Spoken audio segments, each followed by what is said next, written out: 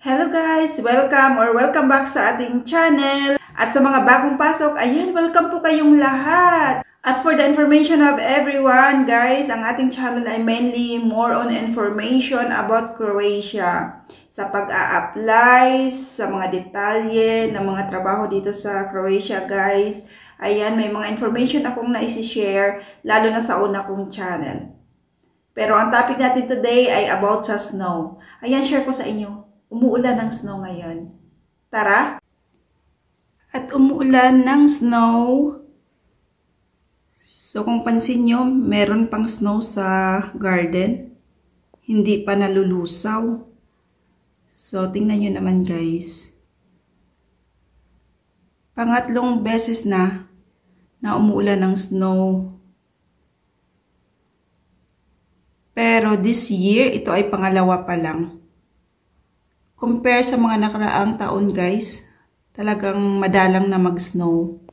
Siguro nga dahil sa global warming, so di natin alam. So ibang part naman ng place ay sobrang baha. Dito naman, ganito lang.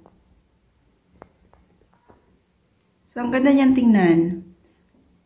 Kanina umuulan na rin pero mahina lang talaga. Parang sa Pilipinas pa para lang siyang ambon. So pag ganito yung snow maganda. Maganda yung ano niya, bagsak.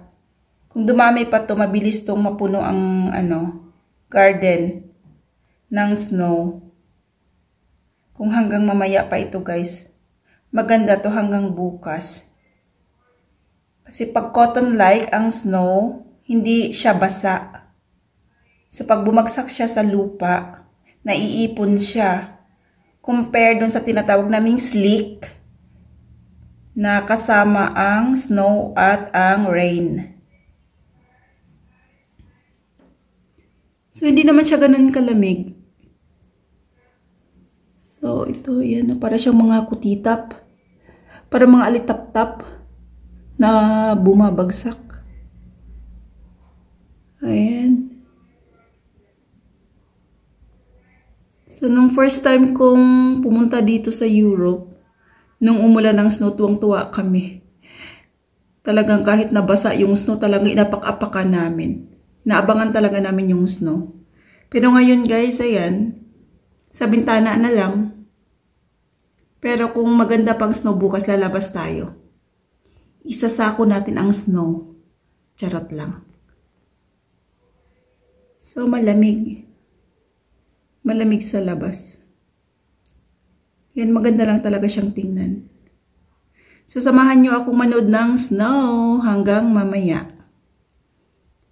Ayan. At konting dalan lang. Sa mga gustong pumunta dito sa Croatia, sa Europe, ayan. Depende kung saang part sa Europe guys ha. Yung grabe ang snow talaga ay yung nasa Scandinavian countries like Norway, Denmark, Finland. Grabe talaga yung snow doon. So, dito naman sa area namin, dahil malapit kami sa dagat, hindi kami ganun ka madalas mag-snow. Lalo na yung nasa dagat talaga, wala silang snow doon. Doon sa pinagtrabahuan ko, hindi nag-snow doon guys. Yung kalapit lugar lang doon, pero yung sa mismong tabing dagat, hindi. So, dito sa amin, dahil sa bandang north kami ng Croatia, so malapit kami ng Slovenia at saka ng Austria. So, talagang madalas din nag-snow tong area na to. Zagreb area, yung capital, dahil malapit ito sa Alps Mountain ng Austria. So, ayan, konting kaalaman lang guys sa mga gustong mag-Europe. Ayan, sabi nga, Europe pa more. Dahil lang sa snow. No, guys. Di nyo alam ang hirap ng ibang mga OFW na nandito sa Croatia. So, isip-isip muna guys kung gusto nyo mag-apply talaga dito sa Croatia. Hindi lang nang dahil sa snow ang ating pupuntahan. Dahil gusto nyo lang makita ang snow. So, ayan, namumuti na yung labas. Unti-unti na siya. So, kung tuloy-tuloy to hanggang mamaya, maganda itong snow na to. Mapupuno yung garden bukas. Kung tuloy-tuloy ito guys. Wag lang sanang umulan kasi pag may ulan talaga pangit. Hindi maganda yung makikita yung snow dahil maputik, basa. So parang sa Pilipinas din. Oh, yung ulan nila dito snow, sa atin naman ulan lang na literal na rain talaga. So kung pansin nyo guys, yung harapan ng mga garden namin, ayun o, yung mga lumang bahay, wala na mga nakatira dyan. Ito naman, wine, ano ran, yan, yung nasa, nakikita nyo. Wine house, paano ba tawag dyan? Tambakan niya ng storage pala.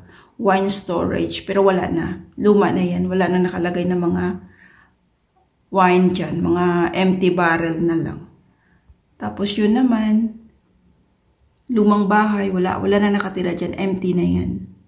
So dito kasi, pag nagtibag sila ng bahay, mahal kasi magpahakot ng mga bricks o yung mga ano dyan, yung mga pinagtibagan. Ayun, lumalakas. Parang sumasayaw yung mga snow. Ayan siya, parang siya mga cotton, na parang mga feathers na unti-unti, pero maliliit lang siya. Minsan kasi, talagang malalaki. Yung pag malalaki guys, mabilis lang mapuno yung ano, makapal yun. So pag ganito, wala. Pang mahinaan lang ito. So, aabangan natin mamaya kung anong itsura pa nito. So, covered natin yan sa another videos. Kung lalakas pa ito hanggang mamaya guys. Ayan. May part 2 itong video na to pag makapal talaga. So far, so ganyan pa lang siya. Kakampisa lang kasi. O, yung kapitbahay namin, yung chimney nila, yun umuusok.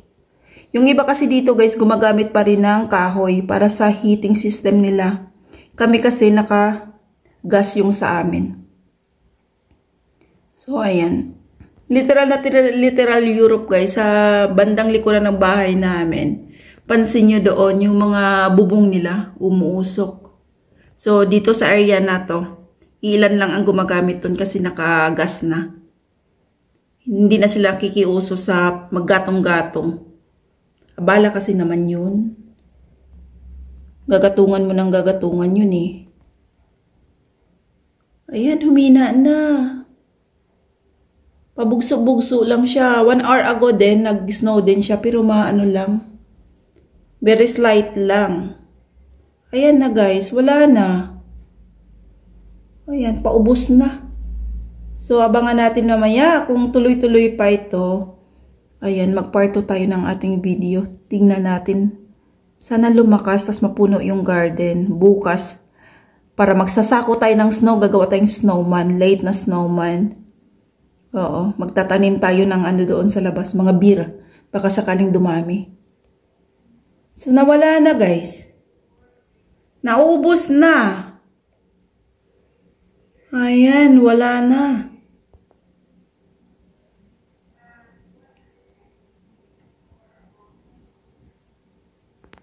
So, ayan muna ang may-share ko sa inyo dahil huminto na yung snow. Ayan, unti-unti na naman siyang lumalakas.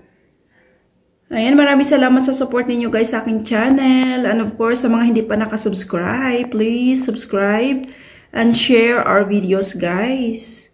So, my videos mainly more on information ito. Pero dahil nga kakaumpisa lang natin dito sa pangalawang channel, dahil yung ating channel ay medyo may konting problema tayo doon. Pero tuloy-tuloy pa rin yung una nating channel guys. Sa mga naghahanap ng information about Croatia, yan. Kindly browse nyo na lang ang Liz in Croatia Vlogs. Yan yung main channel natin. So ito pangalawa na ito. So more on information pa rin ang isi-share natin dito. And that's all for today. Thank you and see you on my next video. Bye-bye!